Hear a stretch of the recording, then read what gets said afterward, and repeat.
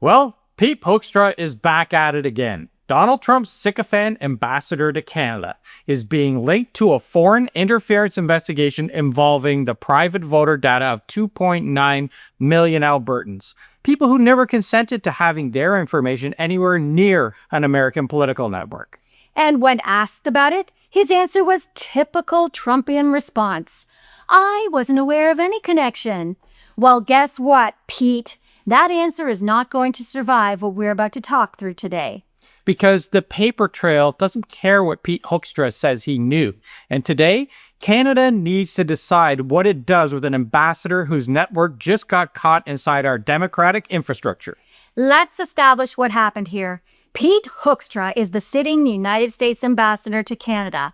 Before that, he was the chair of the Michigan Republican Party. In that role, he publicly promoted an app called 10 Times Votes. In fact, he did it at multiple rallies for Trump and Vance. This wasn't a passing comment. He was actively on the record, documented, and he championed it. Yep. 10 Times Votes is a voter targeting tool, political technology built to find, contact, and mobilize voters for campaigns. Standard machinery in modern politics. Legal when used correctly. But here's what Elections Alberta has now confirmed.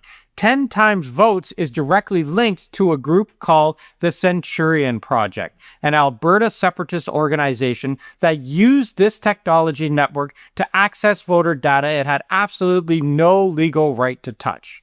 And Elections Alberta's response tells you everything about how seriously they are taking it. They issued a cease and desist letter. They sent representatives to a Centurion Project event and observed directly. Then they went to court and obtained an emergency injunction from the Court of King's Bench. This wasn't a routine administration step. It was an emergency court order. So what is the list of electors? Well, in Alberta, it's the official provincial voter registry. Names, addresses, and in some cases, phone numbers for every eligible voter in the province, produced by the provincial government, issued strictly to registered political parties for the purpose of conducting elections. Any other use is illegal. Period. According to Global News, who is citing Elections Alberta's own findings, 23 people were given full copies of the list. Another 545 accessed it through a searchable database. The Alberta Privacy Commissioner has confirmed that more than 2.9 million Albertans may have had their personal information breached. Now that's nearly the entire adult population of the province. And Elections Alberta specifically flagged that among those 2.9 million people are vulnerable individuals. People registered confidentially because they are in witness protection or have fled dangerous situations at home. Now, their information may be in the hands of an organization they never heard of and never agreed to share anything with. So, Hoekstra's defense is that he was not aware of any relationship between 10 Times Votes and the Centurion Project. And to be clear, nobody is saying that he leaked voter data himself. Right. But that's not the standard here. The question is whether a sitting U.S. ambassador who actively promoted the political technology that is now at the center of an unauthorized breach of Canadian voter data can still function as a credible diplomatic representative of the United States in this country. Criminal intent is not relevant to that question. An ambassador's job is to build trust between two governments. Hoekstra's prior promotion of this app is now part of the public reporting around a live Elections Alberta investigation, and that is enough to create a diplomatic problem.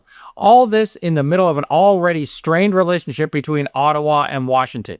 You don't need a criminal finding to reach the conclusion that this man can no longer do the job that he was set here to do. And if you agree, there is a link in the description below and in the pinned comment where you can sign the petition to have him booted. It is our right as Canadians to get rid of an ambassador that is a hostile player. Because his credibility in Ottawa is gone, and credibility is the only currency an ambassador actually spends. And this is where it gets bigger than one man and one app. Earlier this year, U.S. officials reportedly held meetings with Alberta separatist figures. Mark Carney had to publicly state that he expects the United States to respect Canadian sovereignty. Think about that for a second. when a head of government has to say that? A statement that should be so obvious that it never ever needs to be said. If those separatists are treasonous, well, I don't know what is. But I'm not saying I do know, I'm just saying if they aren't. But the pattern is not a coincidence. An American political operatives network promotes a voter targeting app. The same app ends up connected to a Canadian separatist group. U.S. officials are meeting with that same separatist group inside that province. And 2.9 million Canadians' private election data ends up in the hands of the movement those officials were sitting down with. Yeah. Foreign interference in democracy rarely announces itself with a press release. It usually comes through data, political technology, and networks that quietly feed the divisions already inside a country. Canada is watching a version of that play out in real time. And we have the name and title of the person at the top of the network, Pete Hoekstra. And Ottawa is not the only government with a problem here. Danielle Smith's Alberta government lowered the threshold for citizen-initiated referendums. UCP voices have been actively encouraging people to sign separation petitions, and Smith publicly says that she supports a united Canada at the same time, all while her government builds the legal machinery that makes separation much easier to trigger. You cannot simultaneously claim to defend Canadian unity and lower the bar for the vote that ends it. And now, the provincial voter registry, the actual list that every Albertan eligible to cast a ballot is on, has been accessed without authorization by a group her government has been creating conditions for. She needs to answer for that and answer now. Silence right now reads as something else entirely, like guilt. And listen, the federal government, they need to stop treating Danielle Smith as a complicated diplomatic file and start treating her as someone with a direct answer to give on how 2.9 million voter files left her building. Now let's run this scenario in another direction.